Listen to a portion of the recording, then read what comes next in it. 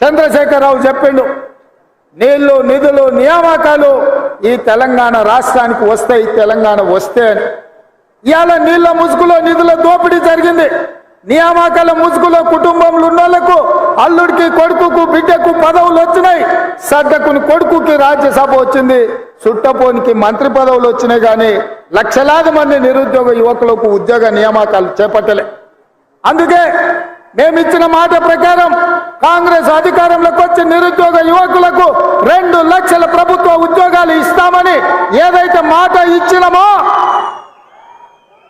అధికారంలోకి వచ్చిన 2 నెలలలోపు 25,000 ఉద్యోగ నియామకాలు ఎల్బీ స్టేడియంలో మేము బాధ్యత చేపట్టినమో, మీరందరూ కష్టపడి మాకు ఉద్యోగాలు ఇస్తే ప్రమాణ స్వీకారం చేసినమో, అదే ఎల్బీ స్టేడియంలో 25,000 మంది నిరుద్యోగ యువకులకు ఉద్యోగ నియామక పత్రాలు మన ప్రభుత్వం ఇచ్చింది.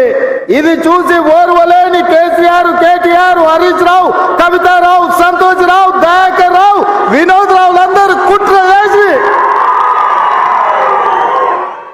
ఇవాళ కాంగ్రెస్ పార్టీ మీద శాపనార్థాలు పెడుతున్నారు. నేను అడుగుతున్నా, సోయిలేని సన్నాసులను, దద్దమ్మలను, పేదోళ్ళ బిడ్డలకు మేము వేలాది ఉద్యోగాలు ఇస్తే మీ కడుపు మండిందా అని చెప్పి నేను అడుగుతున్నా. నీ బిడ్డను నిజామాబాద్లో బండకేసి కొడితే 6 నెలలు తిరగకముందనే నువ్వు ఎమ్మెల్సీ పదవి ఇచ్చినావు. నీ చుట్టపోని వినోద్ రావును కరీంనగర్లో బోతి తీసి పాతి పెట్టే ప్లానింగ్ కమిషన్ వైస్ చైర్మన్ ఇచ్చిన 6 నెలల. మరి నీ కుటుంబానికి ప్రజలు బండకేసి కొడితే ఉద్యోగాలు ఇచ్చుకున్నావు కదా. మా పేదల బిడ్డలు, మా దళితుల బిడ్డలు, మా గిరిజనుల బిడ్డలు, మా ఆదివాసుల బిడ్డలు, మా బలైన వర్గాల బిడ్డలు, మా మైనారిటీల బిడ్డలు, నిరుపేదల బిడ్డలు 10 ఏళ్ళు తల్లిదండ్రులు ఊర్లలో కష్టపడి రూపాయి కూడబెట్టి అశోక్ నగర్ చౌరస్తాల్లో, దిల్సుఖ్ నగర్ చౌరస్తాల్లో కోచింగ్ సెంటర్లలో చదువులు చదివించుకొని వాళ్ళ పిల్లలు 10 ఏళ్ల నుంచి పెళ్లిళ్ళు గాక ఉద్యోగాలు లేక రోడ్ల మీద తిరుగుతుంటే ఏ ఒక్క రోజైనా నువ్వు ఆలోచన చేసినవా చంద్రశేఖరరావు అని నేను అడుగుతున్నా. ఇవాళ నీ బిడ్డలకు ఉద్యోగం లేకపోతే నీకు దుఃఖం వచ్చింది. ఉన్న బలంగా వాళ్ళకు పదవులు కట్టబెట్టినావు. మరి 10 ఏళ్ళు పెళ్లిళ్ళు కాకుండా ఉద్యోగాలు లేకుండా పేదోళ్ళ బిడ్డలు రోడ్ల మీద వీధులు వెంబడి నిరుద్యోగులుగా తిరుగుతూ చెట్లకు ఉరేసుకొని చచ్చిపోతుంటే నువ్వు మనిషివా, మానవ రూపంలో ఉన్న మృగానివా కేసీఆర్? నువ్వు ఏ ఒక్క రోజైనా ఆ పేదోళ్ళ బిడ్డల గురించి ఆలోచన చేసినవా? కానీ మేము మా ఇందిరమ్మ రాజ్యంలో అధికారంలోకి వచ్చిన వెంటనే నిరుద్యోగ యువకులకు కావాల్సిన 25,000 ఉద్యోగాలు ఇవాళ మేము నియామక పత్రాలు అందించినాం. మార్చి 2 నాడు మళ్ళొక 6-7 ఉద్యోగాలు ఇవ్వబోతున్నాం. గ్రూప్ 1 పరీక్షల్ని నోటిఫికేషన్ ఇచ్చినాం. తొందరలోనే మెగా డిఎస్సి నోటిఫికేషన్ ఇచ్చి గ్రామాలలో, తండాలలో, గూడాలలో పేదోళ్ళ పిల్లలకు చదువులు చెప్పించడానికి పంతుల్లో నియామకం చేపట్టే బాధ్యత మా ప్రభుత్వం తీసుకుంటుందని ఈ చేవెళ్ళ గడ్డ మీద నుంచి నేను చెప్తున్నా. ఇవాళ నువ్వు ఉన్నప్పుడు పరీక్షా పత్రాలు జిరాక్స్ సెంటర్లలో పల్లి బఠానీల్లాక అర్రాజు పెట్టి అమ్ముతుంటే సిగ్గులేనోడా? ఏ ఒక్క రోజైనా దద్దమ్మల్లో ఆ దొంగల్ని అరెస్టు చేసినవా? మేము వచ్చినాక బొక్కలేసినాం ఎవడైనా అట్లా చేస్తా అంటే. అందుకే ఈరోజు పేదోళ్ళ పిల్లలకు ఉద్యోగాలు ఇవ్వడానికి, పారదర్శకమైన నియామకాలు చేపట్టడానికి పబ్లిక్ సర్వీస్ కమిషన్ని ప్రక్షాళన చేసినాం.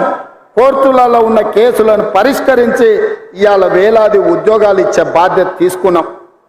ఒక్కరోజైనా తండ్రి నోటైనా, కొడుకు నోటైనా, అల్లు నోటైనా, బిడ్డ నోటైనా, వాని చుట్టపోని నోటైనా ఈ ప్రభుత్వం మంచి పని చేసింది, ఈ పని మంచి చేసినందుకు మేము అభినందిస్తున్నామని ఒక్క రోజైనా మాట్లాడినరా? పొద్దున్న లేస్తే గవే చెత్త మాటలు, సొల్లు వాగుడు. ఎప్పుడు ఇది పోతుందా, ఎప్పుడు మేము కూర్చుంటామని. ఒక ఆయన అంటాడు ఇది 3 నెలలు కూడా ఉండదని, ఇంకొక ఆయన అంటాడు 6 నెలలు కూడా ఉండదని. నేను చెప్పదలుచుకున్న సన్నాసులను, ఎవడైనా 3 నెలలో 6 నెలలో ఈ ప్రభుత్వం ఉండదు అని గ్రామాలకు వచ్చే మా కార్యకర్తలు వాళ్ళని పట్టుకొని యాప చెట్టు కట్టేసి లాగుల తొండలిడ్చి కొడతారని చెప్పి నేను ఈ సందర్భంగా చెప్పదలుచుకున్నా. ఆ సన్నాసుడు అంటుండు ఎన్నికల కంటే ముందు రేవంత్ రెడ్డి పేరు చెప్తే 3 సీట్లు రాకపోతుండే అని. నేను ఇవాళ ఈ వేదిక మీద నుంచి ఆ సొల్లు వాగుడు వాగే కేటీఆర్ ని సవాలు విసురుతున్నా. బిడ్డ, ఇవాళ నేనే ముఖ్యమంత్రి, నేనే పిసిసి ప్రెసిడెంట్ను. రేపు రాబోయే పార్లమెంట్ ఎన్నికల్లో నేను సవాలు విసురుతున్నా. నీ చేతనైతే దమ్ముంటే, నువ్వు మగోడు అయితే ఈ తెలంగాణ రాష్ట్రంలో బిడ్డ ఒక్క సీటు గెలిచి చూపించు. నీ అయ్యా నువ్వు వస్తావా, నీ అయ్య వస్తాడా, మా కార్యకర్తలు చూసుకుంటారు. బిడ్డ, నువ్వు అనుకుంటున్నావా అల్లా తప్పగాడని? అల్లా తప్పగాలం కాదు, అవులగాళ్ళలాక అయ్య పేరు చెప్పుకొని కుర్చీలో కూర్చోలేదు సన్నాసోడా. కింది నుంచి కార్యకర్తగా కష్టపడి జెండాలు మోసి లాఠీ దెబ్బలు విని నీ అక్రమ కేసులు ఎదుర్కొని చెర్లపల్లి చెంచల్గూడ జైల్లో మగ్గినా భయపడకుండా లొంగిపోకుండా నిటారుగా నిలబడి నిన్ను, నీ అయ్యను, నీ బావను బొందబెట్టి ఇవాళ కుర్చీలో కూర్చున్నాం.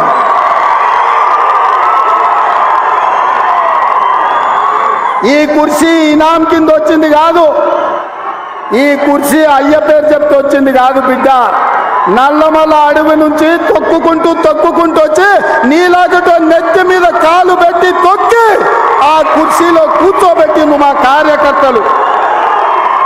ఇవాళ కుర్చీ ఉందంటే అది మా కార్యకర్తల త్యాగం.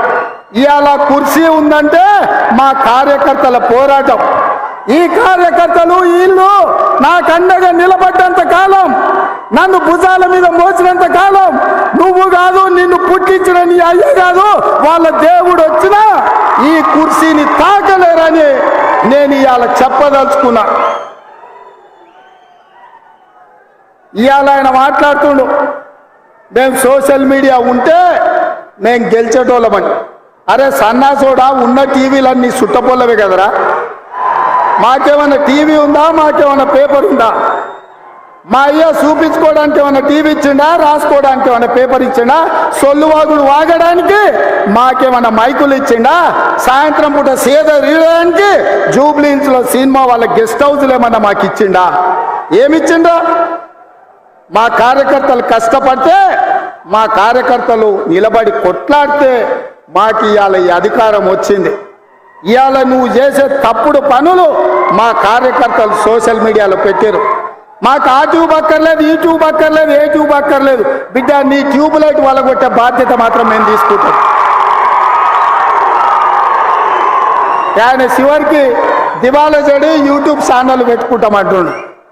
అట్లనే కృష్ణానగర్లో ఏదైనా బ్రోకర్ దందా కూడా పెట్టుకో.